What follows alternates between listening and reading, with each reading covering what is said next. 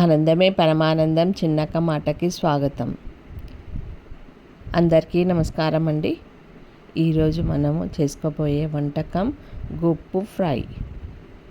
గుప్పుని ఇలా తీసుకొని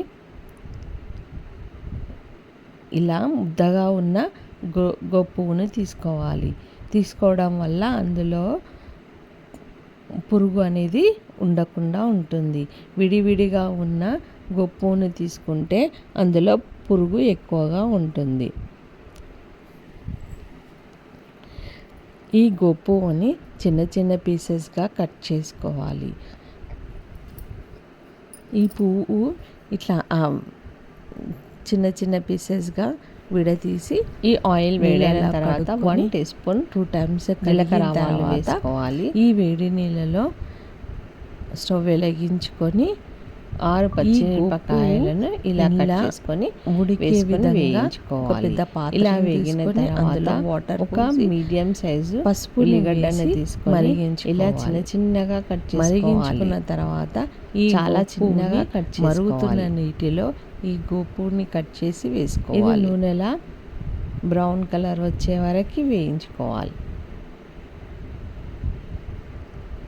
ఇది 50% ఉడికే వరకు ఉడికించుకోవాలి. తర్వాత ఈ వాటర్ని ఇలా బ్రౌన్ కలర్ వచ్చే వరకు వేయించుకున్న తర్వాత కరివేపాకుని వేయాలి. కరివేపాకు వేగిన తర్వాత మనం ఇది ఫ్రై చిన్న టమాటాను కట్ చేసుకొని స్టవ్ వెలిగించుకొని చిన్న చిన్న పీసెస్గా కట్ చేసుకొని వేసి 4 టీ స్పూన్ల ఆయిల్ పోసి ఈ విధంగా ఈ ఆయిల్ వేడైన తర్వాత ఈ టమాటాలోని వాటర్ ఇనికిపోయే విధంగా ఈ ఉల్లిగడ్డలో ఈ విధంగా నూనెలో వేయించుకోవాలి.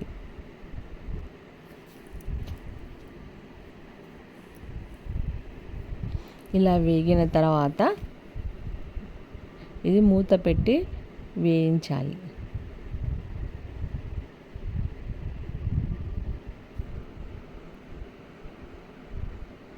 ఒక 4-5 వెల్లిపాయలను తీసి అది కచ్చాపచ్చాగా దంచుకొని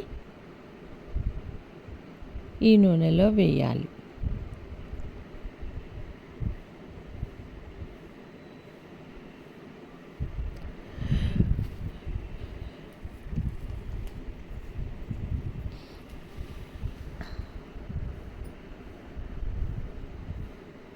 ఇది నూనెలో వేగాలి.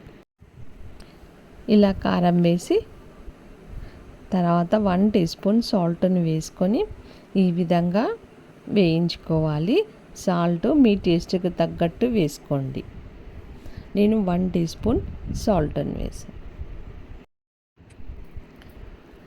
1 టీ స్పూన్ ధనియాల పొడిని వేసుకోవాలి.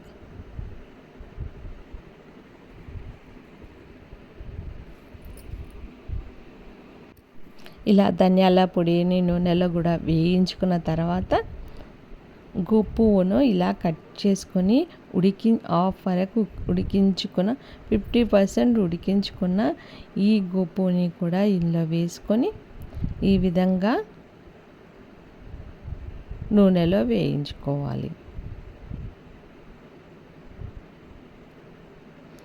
నూనెలో ఈ మసాలా మొత్తం ఈ గోపుకి కలిసే విధంగా కలుపుకోవాలి.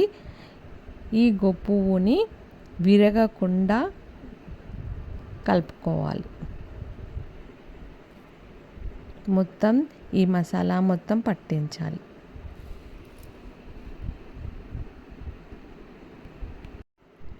ఈ విధంగా గోపు ఫ్రై రెడీ.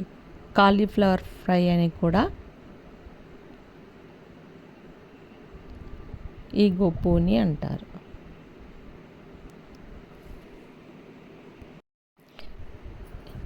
ఈ dish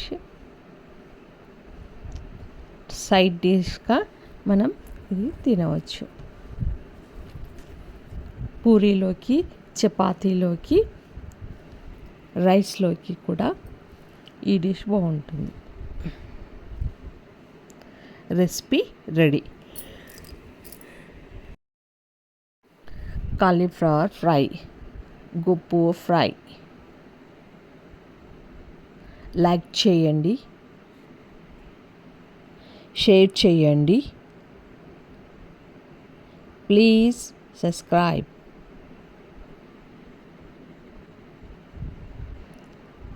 thank you for watching.